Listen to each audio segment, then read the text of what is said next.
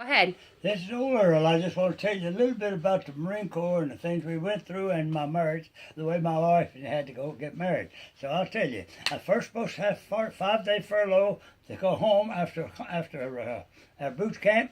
They wouldn't give it to me. So I went home anyway, AWL, and I didn't like that. The Marine Corps don't like if we do things like that. So I went on home anyhow because I wanted to marry that little girl before I left for combat, else I might not ever get her. I went home and asked her to marry me. She says yes, and then we had to run off to get married while her daddy was at work, because if he caught us, we wasn't going to get married.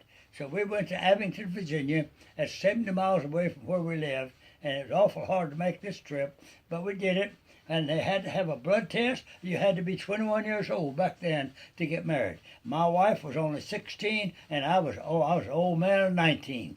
But at any rate, we went up there to get married, and when we went to get our license at the courthouse, had to get the license out of the county that the girl was born in back then, and she said to me that deputy clerk we're going to talk to said, she knows me, because my wife used to live in that area, and she had a daughter same as her. So she asked Jewel when we walked up there, says, Jewel, are you 21 years old? Jewel was only 16. She says, no, ma'am. Oh boy, so she took her paperwork over to the head man, and he called us over and said, you all got to swear to this because of that woman asking you some questions that she wasn't supposed to ask. So he asked me, he said, you swear you was 22, Corporal? I said, yes, sir. Because I didn't care about telling anything, a lie or truth, whatever. Didn't make no difference to me at that time. And my wife was a Christian. And when they asked her that, I didn't know what she was going to do. But they had an old cliche back then. They would take her fingers and they could cross them like that and put their hands behind her back, thusly, and tell a lie, and it was all right. Well, my wife, when I asked her if she was 21, she says, yes, sir. Very lowly and very meekly, and I looked over behind her, and there was her fingers crossed, her hands stuck behind her. I sort of laughed to myself, but the deputy, he didn't see me laughing. But anyhow, I got a license, went and got married, went back home, and was home 3 days before my father-in-law knew anything about it. Boy, did he ever more get upset. And I don't blame him. But I wanted this girl before I went back in the Marine Corps. Okay, now I'm going to skip all of that because it's not essential. But then they sent papers in. I didn't want to go back after I married my little woman, and I didn't want to go back, so I stayed too long. They sent papers in there for $50 reward for the police to pick me up, put me in a local jail until they could send the MP after me. They did. They locked me up, found me, locked me up. I wasn't no hard to find. Everybody knew me. And I spent 14 days, I believe it was, in the local prison waiting for the MP. The MP come and got me, took me to North Virginia, put me in the military prison. I was there for, a month, 2 months before my trial. 2 months? 2 months. And before my trial came up, and then when they took me in for my trial, I had 4 captains on one side, 4 majors on the other side. This was my jury, and the judge was a colonel, full colonel, right in the middle. I walked up to him. He says, son, why did you go AWL? I says, get married, sir. He says, and did you get married? I says, yes, sir. Those 2 questions was all was ever asked at my trial. He said, wait outside. At my trial, rather. So we waited outside, come back in, and the colonel says, well, son, said, we're going to tell you what we're going to do to you. Says, I'm going to fine you $300.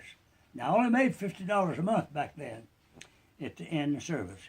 And he said, we're going to sentence you to 30 days, bread and water, solitary confinement. And you ain't going to be able to speak, smoke, talk, write letters, or anything else at all. I said, yes, sir. So I took it because I was guilty, and I'd already got what I wanted, and I just had to pay the price.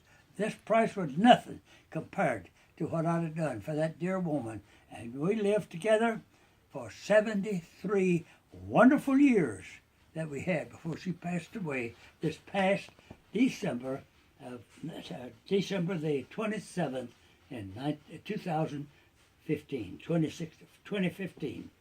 And so that's the way the Marine Corps works. They don't like for you to disobey them, and if you do, you're going to pay the price. Because they will not permit that. They were very hardcore, and I liked it after I realized why they had to discipline me like that. Because they had to get me down under control and teach me how to fight a war. Because I was going into the war. And if you didn't pay attention to what you learned here, you wasn't going to last no time on the battlefield.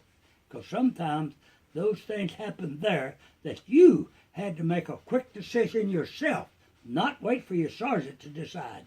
Because you did, you wouldn't make it. So I listened to everything they said, and when I got into combat, several times, occasions, I had to make a decision on my own without my sergeant there to tell me what to do. So that's the way it works in the Corps. And if you ever join the Marine Corps, be sure you're ready to obey the word. Now, I know they can't do to you what they did to me. That's all right.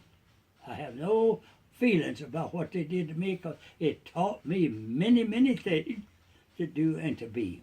And I am still a Marine after all of these years. Always a Marine. Once a Marine, always a Marine. And that's me, up one side and down the other. Because I loved the Corps. And as soon as the war was over, though I got out, I didn't stay any longer. After the war was over, I went home to my little wife and our first baby that I had never seen yet. The baby was born the same day I left San Diego, headed into combat. And it was nearly 2 years before I ever saw her.